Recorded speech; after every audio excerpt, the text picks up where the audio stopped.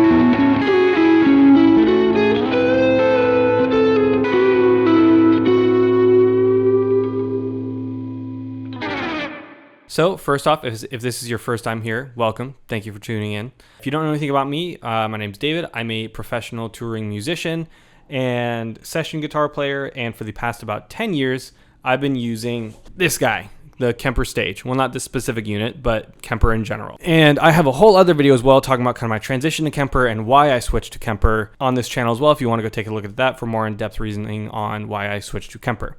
But now we're going to talk about why I'm switching from Kemper to Quad Cortex. So first and foremost, I want to talk about why I'm switching now. When this device was first released, it got me, as well as every other guitar player in the world at the time, it seemed, extremely excited because a lot of us were using plugins. I know I was, especially over the pandemic. I do sell my first Kemper just to pay rent. And so I switched to using plugins for everything I was doing. There wasn't really a lot of live stuff going on. A lot of what I was doing was recording, like doing sessions, recording for songs, as well as doing a lot of product demos. And so the Neural DSP plugins came at a great time for that because it made life so much easier. I could just plug direct into my interface, record direct, didn't have to worry about miking anything. It sounded awesome. And that's really that. It was just simple and easy to use. So when this first was announced, I got very excited, and my initial instinct, I think with a lot of other people, was, oh, all these sounds that I've just built on these plugins that I've been using, I should be able to port right onto my physical device and take that out and use those sounds live. Unfortunately, that wasn't the case. And so that kind of put a big setback on me, and I think for a lot of people with this device for quite a while. It didn't really feel like it was where it needed to be on release, and it felt kind of like there was a lot of potential that was wasted. I know a lot of people still got this device. A lot of people still used this device, and it's an incredible device. It was back then, as well as another big thing for me is I need a computer editor. How I build all of my sounds, especially getting used to the plugins, is I got super used to just building and designing sounds on my laptop. And then with my Kemper, it would just sit below my feet underneath my desk via USB, and I've never even touched the thing at that point. And even though building patches on the actual physical unit here is a lot easier than it is to do on Kemper, still was something that I really wanted to have an option for.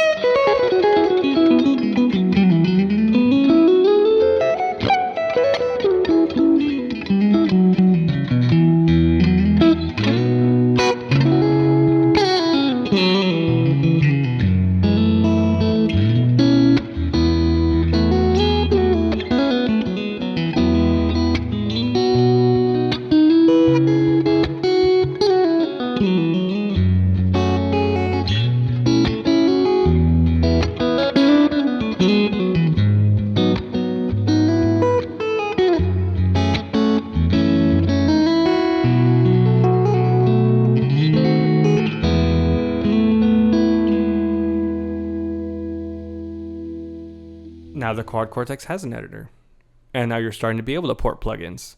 So around 6 or 8 months ago, whenever they announced that they were doing an editor, it kind of sparked my interest again. All right, is this unit finally what I want it to be? Is it finally where I need it to be? And I kind of sat on it for a while. And then after this last tour that I just went on, the other guitar player for the opening band, he was using a Quad Cortex. His Quad Cortex sounded pretty good, and it's pretty small, and it was really easy to set up and use. And so kind of getting to see one live and see from a secondhand perspective, like, all right, cool, this thing can work well on a tour. We didn't have any technical issues with it. It was great. It was simple. It was easy to use. It was small. It was compact. I kind of started thinking, all right, maybe it's time to switch. So I got home, and thankfully for me, I had a buddy who owned one, but he wasn't really using it. It's not his main rig. It's his backup rig. And so I asked him, I was like, hey, would you be cool if I borrowed this for like a week? I'm thinking about getting one. So picked it up from him, took it home, and of course he hadn't used it in a while, so it was out of date. It didn't work with the editor. And I asked him, and always do this if you're borrowing gear and you need to make an update or a change, especially something like this, because sometimes updates can screw with technology in some ways. So I asked him, he said he was cool. I updated it to the latest firmware, was able to use the editor, messed around with some of the patches that he had, really liked it, and then wanted to start building some of my own patches just to mess around with. And I asked him if it would be cool if I logged into my Neural DSP account. And he said as long as it didn't erase anything, then that's fine. And it doesn't. So I just created a backup of his device, logged into my account. And one thing about this, if you don't know, you connect this to your home Wi-Fi network, which feels kind of weird for a guitar device, but it actually gives it a really cool advantage, which I'll get into. So created my own patches, was pretty quickly like, all right, you know what? I like this thing. I've seen enough. I know enough about it, and it's kind of where I want it to be. I really liked the experience with the editor. It's a lot like the Helix editor. If you've used that, it's just basically what you see on the screen is what you see on the editor itself. And so I decided to bite the bullet and I ordered one. This is where I really, really knew I made the right choice. So I get mine in. All I literally had to do was, it was probably a time period of like 5 minutes from opening the box to having it on my desk. All you have to do is literally pull it out of the box, log into your Wi-Fi, log into your Neural DSP account. If you don't have one, they're free to make. Because I had created a backup just prior to this of all the patches that I had made on my account, now on my buddy's Quad Cortex, all I had to do was go select backup, and within 5 minutes from opening the thing to setting it up, all my patches were there. It was good to go. I was playing. I was just having fun playing guitar with now my new Quad Cortex. And that I love for a couple reasons. One, it made just the purchasing experience way easier. Two, if I have to backline one or if something happens to mine, I have to get another one for whatever reason, I could just pull up a backup and all my patches that I made are there. It's good to go. Or if I have to backline one, say I'm traveling or we're doing a fly date or a tour where we don't want to bring our own gear, take the backline one, log into Wi-Fi, log into my account, hit choose backup, and it's good to go within a couple minutes. So that's huge. The best way I can describe it is it felt like getting a new iPhone, where you trade in your old iPhone, you back up your first one, you hit choose, restore from backup, all your text messages, photos, apps, everything's good to go there on your new device. So that to me was awesome. I don't know, it just was great. I was like, this is a modern, cool, new device. As well as the biggest selling point for me is the user interface.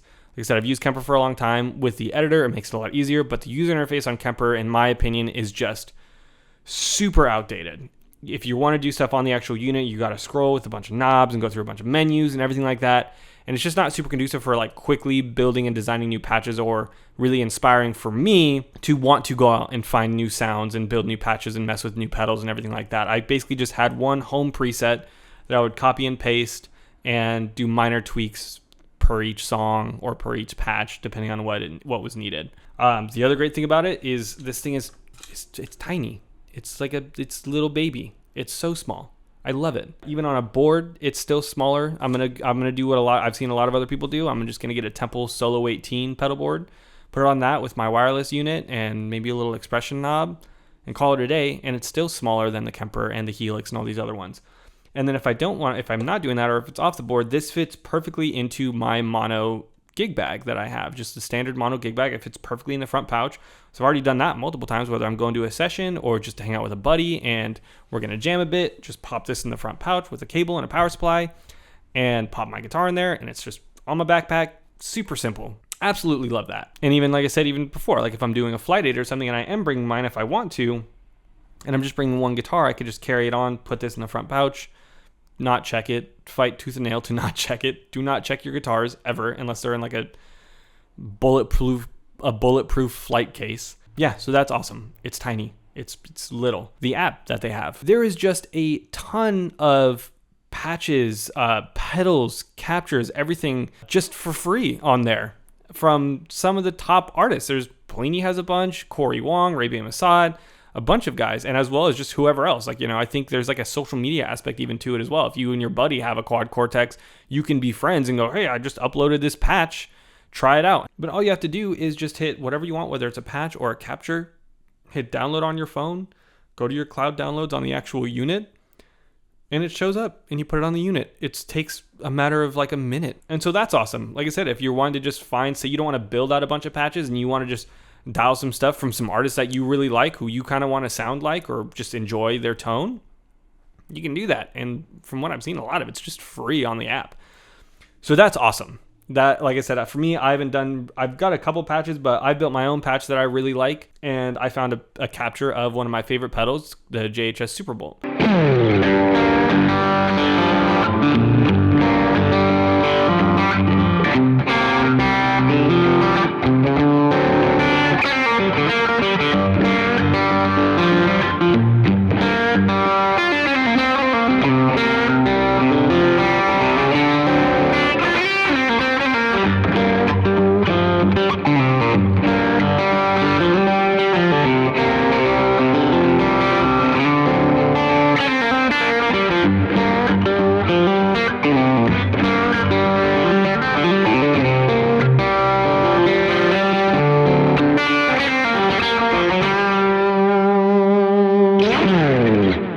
And now I'm using that in my main rig, and it's great. Now I want to talk about things with the physical unit itself that I just like more than Kemper. First and foremost, you can do stereo amps on this. You can't do that with Kemper. I know a lot of guys for a long time were just buying 2 Kempers so you could run stereo amps. So this, you could just do stereo amps straight on the unit. And I know that's old news. You could do that on Helix. You could do that on every other processor and everything like that. But I'm coming from Kemper, so we didn't get that luxury. So being able to do that now is so fun for me. I've never really gotten to do a stereo amp setup and blend together amps, as well as the pedal layout. I feel like it's a lot more of a user-friendly and versatile layout because you just have these 8 switches and you can kind of have them do whatever you want to, whether you're in scenes mode and you have all your different scenes. You have 8 scenes to change between now, whether that's, like I said, just a clean rhythm, whatever you want, a simple at-home layout, or if you want to do it song for song, so you do verse, chorus, bridge, solo, whatever else you might want to do. But also on the pedal mode, each 8 switches control and each individual pedal, and you can also assign them to control multiple pedals at once if you want to have maybe switch between 2 pedals. And that's where I want to talk about the Kemper again, and where I think the UI is very lacking. If you don't know, the way Kemper does it is you have these 4 switches here, and these are your pedal switches. You can assign one if you want to turn just that pedal on and off. Say you're just free flowing at a gig and you want to operate more like a pedal board, but then you're limited to just 4 pedals off and on. So they made it so you could assign 2 to each switch, which in theory works fine. Like, I've found workarounds for it and everything like that. And I know a lot of people will just assign, their sounds to the rigs down here and just do clean, dirty, ambient, whatever. But I like to be in a situation where I can turn off and on every single one of my pedals if I want, and try them in different ways. So you either have to, if you assign 2, you can either turn them both on and off or switch between them. And so for me, it just made for more ways to kind of have to find different workarounds and do some more tap dancing and stuff. Like I said, it's manageable. These are small things, but the fact that I can just have all 8 of my pedals, which I'm not usually using more than 8 pedals at a time, it just makes it a lot more usable and fun. Even if I'm just jamming at home to a song and just playing guitar for fun, who'd have thought? It makes it more fun if I want to just bust out a solo. I can just kick on my drive or kick on my Pog or whatever it is you might want to do. So that to me is awesome. And then the other thing that I'm just excited to try out is this. What's nice about this is, if you didn't know, it has 2 inputs. And for me, being, a lot of the touring stuff that I play, I'm doing multiple things at once. I'm, playing piano, I'm running playback, I'm playing guitar, and a lot of times I'm playing electric and acoustic guitar. So what I did on this last tour is I had my Kemper and I just ran my acoustic through that because we, only had a certain amount of outputs we could go to on the board or inputs. So I just ran my acoustic through my Kemper. So that would mean when I have to switch to my acoustic, I had to create a mute patch, make sure my Kemper's muted, or hit the tuner pedal, whatever else, unplug my electric guitar, plug in my acoustic guitar, and that might not sound like much. These are little things that I'm talking about here. But when you're playing live And, I don't have a guitar tech. Every second matters. And so I basically have the duration of the artist talking about this next song we're going into to get my acoustic guitar, start the track, and be good to go. So being able to shave off like a matter of like 10, 15 seconds where I could just have a line in and have a patch made for my acoustic guitar going to input 2 or whatever I decide. And that's just hardwired in. It's good to go always. And I could just grab my acoustic and then switch back to my electric is huge for me. Like I said, it's all about saving time and shaving seconds off and just little things that made this easier. The best way I can describe it and what I've talked to a lot of my friends about of why I switched, this wasn't really a tone thing because the Kemper sounds great. I know plenty of people who still use Kemper or Quad Cortex or Helix or Fractal. They all sound great. They really do. I don't think we're at a point anymore where you could even say one sounds better than another. You could debate about that all you want. They all sound phenomenal. For me, it just was my specific workflow, my point of view, and what I do at home and on the road, what device is going to fit best for me personally.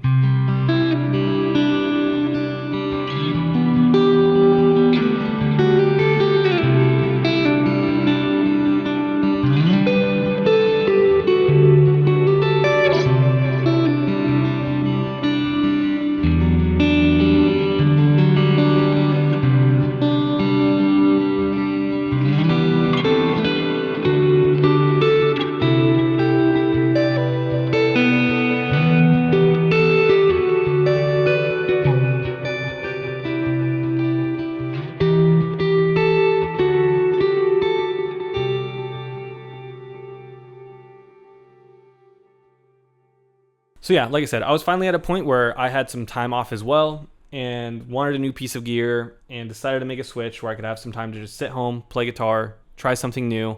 It's the first time I've switched in a long time. And I've had this unit for just shy of a month now, I want to say. And I'm very happy with it. I really enjoy it. I'm having a lot of fun with it. I'm really excited to take it out on the road, to play more shows with it and get some more experience with it and, see how it goes. Also, real quick, I do want to give a special shout out. This beautiful guitar that you saw in some of the playing examples, sadly is not mine, but it was loaned to me by my good friends over at Angel City Guitars. It's for sale through them. They're a Novo dealer, as well as they have a ton of other beautiful guitars. If you're in the LA area, go check them out.